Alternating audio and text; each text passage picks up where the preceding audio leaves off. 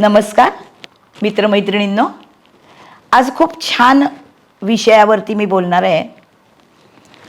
आपण गुरु भ्रमण पाहिलं होतं गेल्या वर्षी, जेव्हा 2 महिन्यासाठी गुरु कर्क राशीत आला होता आणि परत मागे मिथुनेमध्ये गेला, उरलेलं त्याचं मिथुनेतलं भ्रमण पूर्ण करण्यासाठी. ग्रह आपला नियम सोडत नाहीत, त्याच्यामुळे 1 वर्षभर गुरु एका राशीत असतो, तो 1 वर्ष त्याचं पूर्ण करतोच. आता ह्या वर्षी परत 1 जून 2026ला गुरु कर्क राशीमध्ये येणार आहे आणि तो 5 महिने तिथे असणार आहे. आणि जून महिन्यामध्ये तिथे म्हणजे 1 जूनला आल्यापासून तो 31 ऑक्टोबरपर्यंत तो कर्क राशीमध्ये संपूर्ण रास फिरून तो पुढच्या राशीत 2 महिन्यासाठी सिंह राशीत जाणार आहे. आणि तिथून परत 2 महिन्यांनी मागे येऊन जानेवारीपासून 24 जानेवारीपासून परत 24 जून 2027च्या आधी तिथपर्यंत हा गुरु परत कर्केमध्येच असणार आहे. त्यामुळे आता ह्या कर्क राशीमधला गुरु हा बराच काळ कर्क राशीत आहे आणि प्रत्येक रास लग्नासाठी तो कसे परिणाम देतो हे आपण बघूया. गुरुचं भ्रमण कसं परिणाम देतं हे बघणं ना फार मौज मजेचं असतं. ते अशासाठी की गुरु हा सर्वात मोठा शुभग्रह आहे आणि तो प्रत्येकाच्या कुंडलीमध्ये सर्व चांगल्या गोष्टी दाखवतो. त्याच्यामुळे तो किती प्रकारे आपल्याला चांगलं फळ देणार आहे, कुठल्या रास लग्नासाठी किती वेळ चांगला आहे, हे सगळं आपल्याला बघायला फार मजा येते.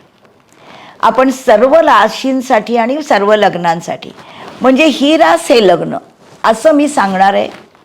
आणि त्या राशीमध्ये किंवा लग्नामध्ये नक्षत्र ठरलेली आहेत. या प्रत्येक नक्षत्रासाठी तो गुरु कसं फळ देतोय हे पण आपण बघायचं आहे. चला जाऊया पुढच्या राशीकडे.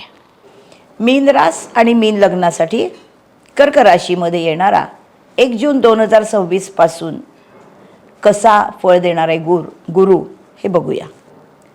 मीन राशीचा स्वामीच गुरु आहे. स्वराशीचा गुरु स्वराशीकडे बघणारा. जेव्हा कुठलाही ग्रह स्वतःच्या राशीकडे बघतो ना, तेव्हा त्या स्थानाचं फळ अतिशय उत्तम देतो. त्यात गुरु हा प्रसरणाचा कारक, त्यामुळे हा परिणामाचं प्रसरण करतो, अतिशय शुभ परिणाम देतो. आणि हा लग्नाकडे बघतोय म्हणजे आरोग्याच्या स्थानाकडे बघतोय. त्यामुळे आरोग्याचे जे काही प्रश्न आत्तापर्यंत असतील, शनीने आणले असतील थोडेफार, तर आता त्यातनं तुमची सुटका होणार आहे. हाच गुरु पंचमामधून लग्नाकडे बघतोय, तसा लाभाकडे बघतोय आणि भाग्याकडे म्हणजे नवमस्थानाकडे बघतोय. प्रसिद्धी देणार आहे, अनेक प्रकारे लाभ देणार आहे आणि भाग्यस्थानाकडे बघतोय म्हणून गुरुची तुमची भेट होऊन देणार आहे. गुरुच्या राशीमध्येच, या गुरुच्या राशीच्या लग्नाला उच्चीचा गुरु जेव्हा आहे 13 जूनपर्यंत, तेव्हा त्याची उच्चीची दृष्टी भाग्यस्थानावर पडतीये. काहीतरी तुम्हाला अलौकिक अनुभव आल्याशिवाय राहणार नाहीत, जे परमार्थ मार्गामध्ये आहेत त्यांना. इंट्युशनचा लाभ अनेक गोष्टी विनासायास करून देईल. दैवी अनुभव देणारा हा गुरु आहे, प्रसिद्धी देणारा आहे. या मीन राशीमध्ये येणारी नक्षत्र पूर्वा भाद्रपदा, उत्तरा भाद्रपदा रेवती. पूर्वा भाद्रपदा गुरुचं, उत्तरा भाद्रपदा शनीचं आणि रेवती बुधाचं. 23 जूनपर्यंत उच्चीचा गुरु आणि पुढे 16 ऑगस्टपर्यंतचा गुरु अतिशय उत्तम गुरु आहे. शिक्षण, काम, समाजकार्य, विद्यार्थ्यांनी जरा पेशन्स ठेवून मात्र अभ्यास करायला पाहिजे. उत्तरा भाद्रपदा नक्षत्र जे शनीचं आहे, हे लोक कष्टाळू आहेत शनीच्या नक्षत्रातले. 16 ऑगस्टपासून पुढे संगीत क्षेत्रामध्ये काम करायला त्यांना अतिशय चांगला काळ आहे. यांची कामं खूप छान होणार आहेत. मीन राशी मुळात कोमल रास आहे आणि कलेची रास आहे. शुक्र इथे उच्चीच आहे. रेवती नक्षत्र बुधाचं 5वा गुरु आणि बुध ही रेवतीमध्येच. तुम्ही अतिशय इनोसंट आणि बुद्धिमान आहात. संपूर्ण कर्केतला गुरु अतिशय शुभ भ्रमण तुमच्यासाठी आहे. एकूण गुरुचं सगळा शुभपणा या राशीकडे मुळातच असतो. आता 20 ते 40 वयाच्या लोकांना हे भ्रमण कसं परिणाम देईल बघूया. 9व्या स्थानाकडे 5व्या दृष्टीने बघणारा गुरु, गुरुच्या 5व्या दृष्टीला अमृत दृष्टी असं म्हणतात. 9व्या स्थानाकडे हा 5व्या दृष्टीने बघणारा गुरु उच्च शिक्षणाच्या संधी देणार आहे. नोकरी धंदा सुरू झालेला असेल कदाचित 20 ते 40 मधल्या लोकांचा. मागच्या वर्षात त्याच्यामध्ये अध्यापन करणाऱ्यांच्या कामामध्ये आता तो उत्तम प्रगती करून देतोय. 40 ते 60 ज्यांचं वय आहे, मित्र सहकारी यांचे चांगले संबंध राहतील, कारण लाभाकडे हा गुरु बघतोय. जानेवारी 2027 मध्ये गुरु आणि रवी यांचा जेव्हा लाभ आणि पंचमाचा एकमेकाशी अन्योन्य योग होतो, तेव्हा सरकारी संस्थांची कामं फत्ते होतील.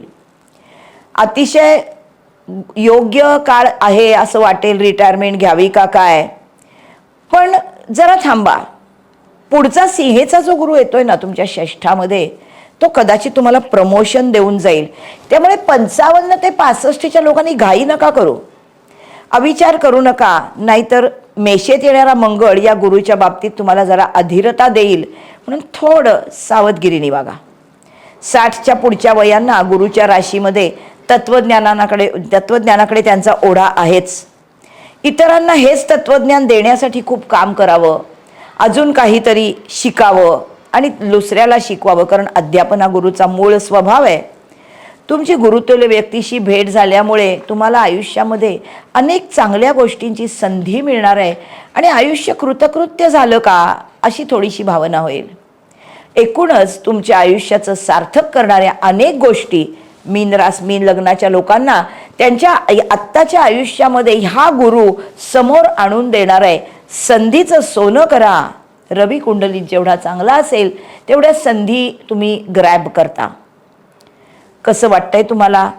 एकूणच गुरुचं भ्रमण तुमच्या राशीसाठी चांगलं आहेच आहे, ते अजून चांगलं कसं करता येईल याचा विचार तुमच्याकडे नेहमी प्रगतीचा असतो, कारण मीन राशी गुरुची प्रगती करणारीच रास आहे आणि ही प्रगती ऐहिक आयुष्याच्या परे आहे, त्यामुळे जास्त चांगली आहे, नाही का? बघा तुम्हाला काय दिसतंय, कोण गुरु भेटतायत, मला पण सांगा. तुमच्या अभिप्रायाची वाट बघते. माझा चॅनल सबस्क्राईब करा. आपण सगळ्या राशींची सर्व लग्नांसाठी गुरु काय करेल हे बघितलं भविष्यामध्ये आणि त्याप्रमाणे वागून तुम्ही तुमच्या आयुष्यामध्ये सफलता मिळवणारच आहात. तुमच्या पुढच्या सगळ्या आयुष्यासाठी सर्वांना अतिशय शुभेच्छा देते आणि माझा गुरुचा एपिसोड मी इथे थांबवते. Bye bye.